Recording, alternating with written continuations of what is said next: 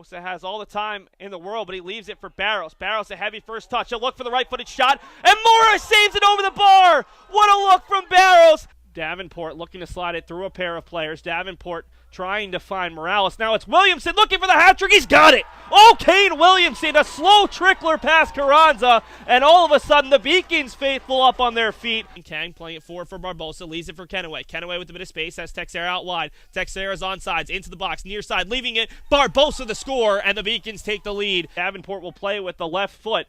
Headed by Kenaway in the path of Morales. Morales in there with three players. Tries to flick it back for Kenaway. The Beacons in business here. It's Morales looking out wide for Barbosa at the edge of the 18. He takes a diving shot, and it's deflected towards the back post. And there's two Beacons there. Higgins gets ahead on it.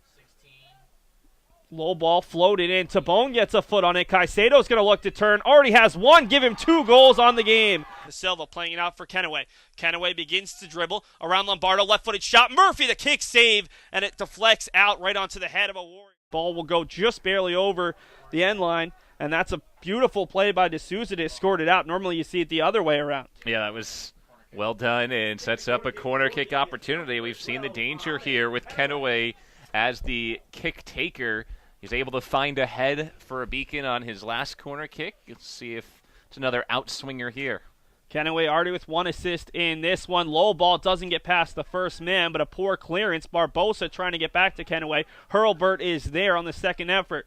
Hurlburt flinging it forward right onto the chest of D'Souza. His first touch takes him towards net. Now he turns onto the foot of Barbosa. Barbosa right-footed shot towards the back post.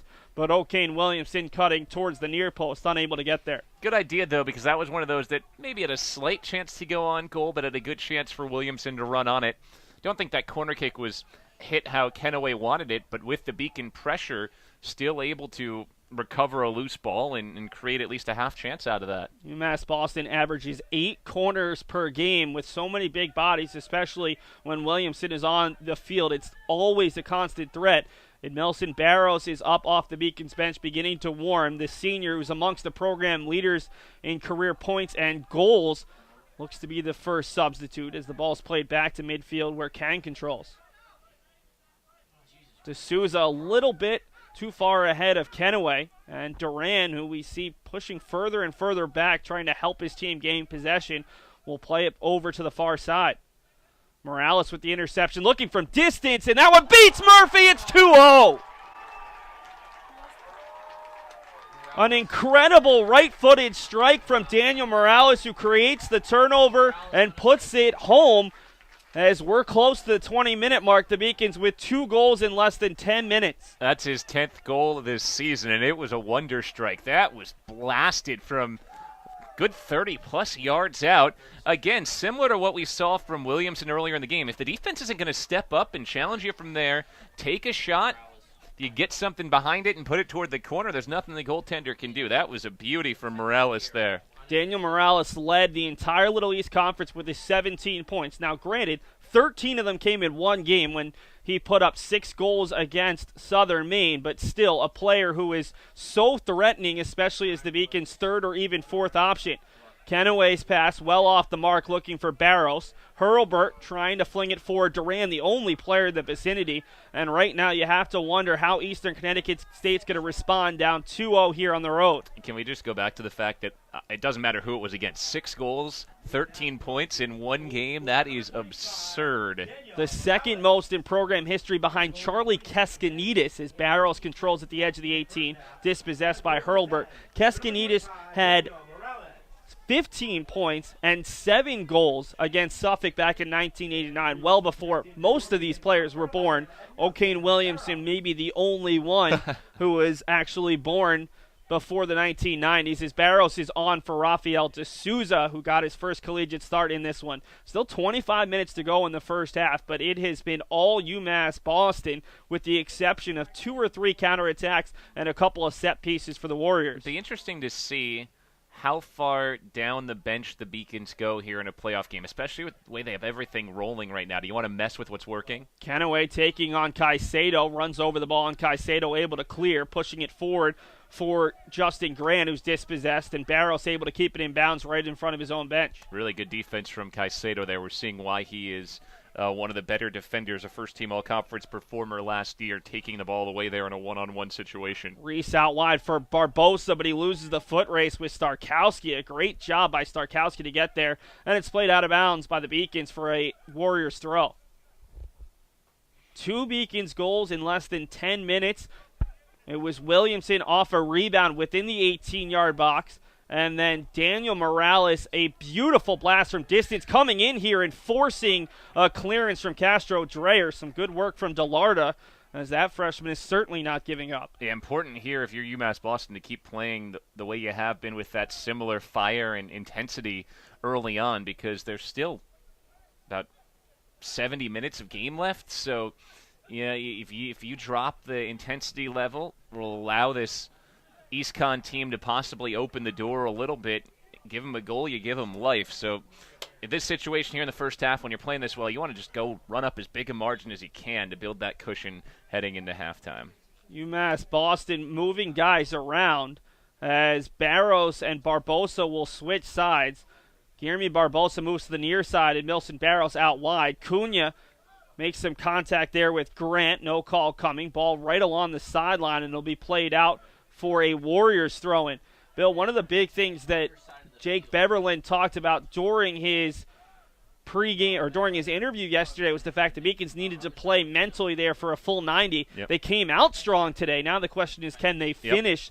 It's just as important how you finish as how you start. As UMass Boston off to a great start here, leading 2-0 and a chance. Kenaway on the ball with Williamson to his left, over dribbles, but he has Barros coming in. Barros looking to get a left-footed shot, immediately blocked off the hand of a Warrior. An unfortunate bounce there for Demi DeLarda, and the Beacons will have a free kick from a very dangerous spot. That opportunity was all created by the distribution from the goaltender Castro Dreyer. Really good distribution with the throw down the wing. You know, I think the last couple minutes are actually really big for his confidence as a freshman in a playoff game. He hasn't had to make a save yet, but he had that slow-rolling pass where he had to clear it away under pressure, and then he just caught that cross. So to get your hands on the ball, get your feet through the ball, that starts to exercise a few of those butterflies you have in your belly, and a couple of goals will help as well.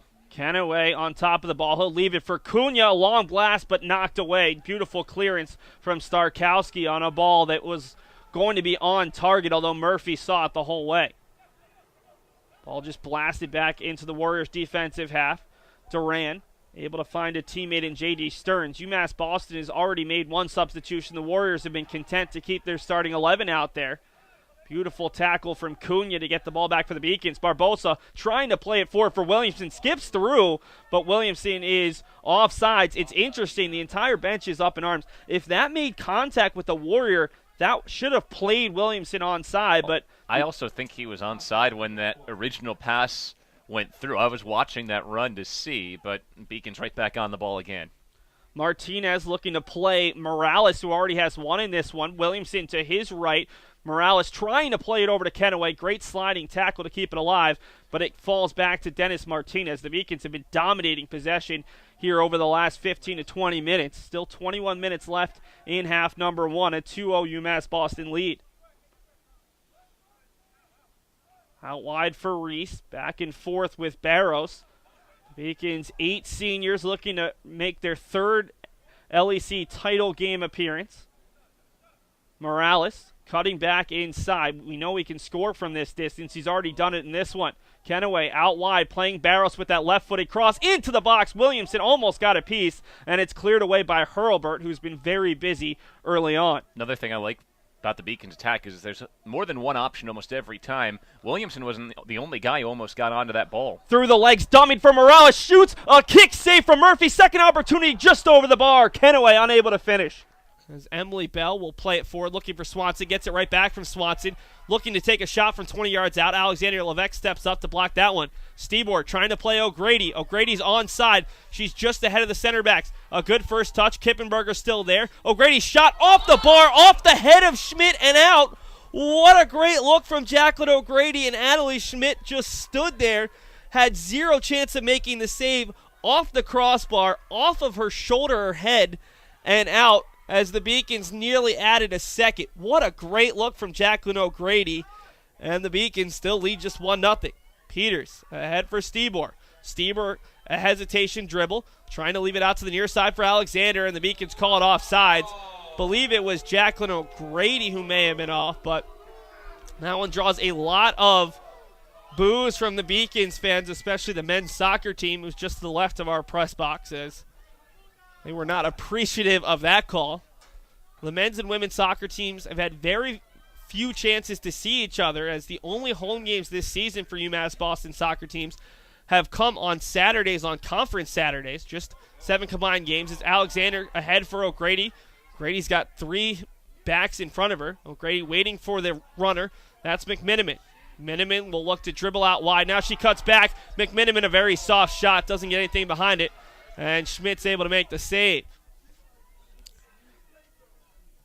But because the Beacons have played a lot of 4 and 5 o'clock home starts, sometimes the team that's on the road will be back in time to catch the second half of the other team's game, and they've shown great support, the women's team showing up to men's games, and vice versa, as we'll see Stebor check out, Julia Macionis back in.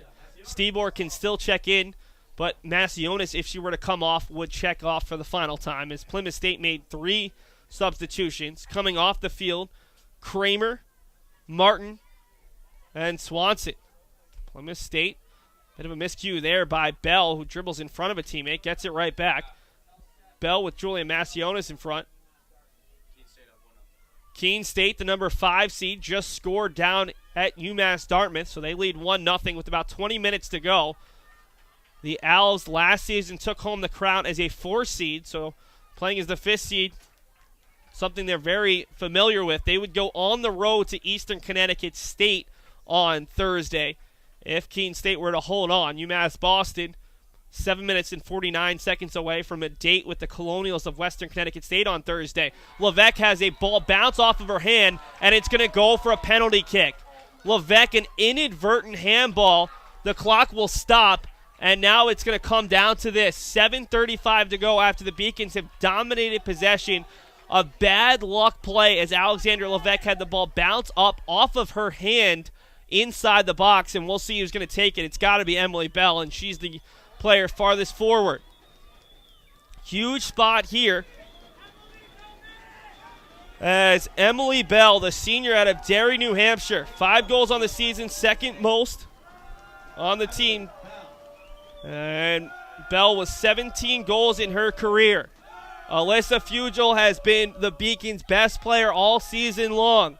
Can she make another critical save? Now, the ball is live if the Beacons were able to make the save or the ball goes off the bar. Very important. As Bell awaits the whistle coming from Leah Hayes. Bell's shot to the near side. Fugel makes the save. The ball's loose. Brooks puts it wide. And Alyssa Fugel is going to be crowded by her teammates. 7:35 to go. And Alyssa Fugel makes the biggest save of the Beacon season. What a play from the freshman from East Hampton, Massachusetts. Amy Zombek talked about the fact that so many of these freshmen had tournament experience. Alyssa Fugel, who was a very, very talented goalie in Western Massachusetts, as the ball's loose here. Tracking it down is Nicole McMiniman, as the men's soccer team is up on their feet and trying to incite the rest of the fans. Some baseball players joining them as well. And for the first time tonight, this feels like a home game for the Beacons as it's out of bounds off the foot of Bell. Emily Bell, the senior leader of this Plymouth State team, denied by Alyssa Fugel, the freshman, as we'll see Stebor check back in, and it's going to be Macionis checking off for the final time. Alyssa Fugel with the save of the season after an innocent handball by Alexandra Levesque. The referee didn't have to call that one, but it was just so blatant that Leah Hayes blew the whistle, and Fugel picked right, diving to her left, able to make the save on the right-footed Emily Bell. It's controlled by Alexander. The Beacons looking to add an insurance goal. Alexander gets around Crowley for a moment, but her touch takes her out of bounds, and we'll see Plymouth State make a substitution. It's going to be Sweeney checking off, and Kate Martin back into the game. 5:58 to go. The Beacons leading 1-0. Peters over for Crowley. And it's going to go out of bounds off of UMass Boston once again. 5:45 to go, and it's a throw, and that'll go off of UMass Boston is Emily Crawford in for the first time, the junior forward out of Albuquerque, New Mexico. Battle that time with Sam Bendick. Plymouth State feeling the pressure, and it's actually going to be a foul on Bendick. Good opportunity here as this one will be taken by Kippenberger. Adriana Kippenberger claiming that Natasha Stebor is within the 10 yards, and referee agrees. Stebor a one-woman wall. Ball towards the top of the box. Brooks is there first, bouncing around, and Alexandria Levesque, who had that ball go off of her hand, clears it away right onto the foot of Kippenberger. Kippenberger tries to clear it back in, and a great back heel flick from Brooks. Trying to keep that one in was Alexandria Levesque, but unable to do so.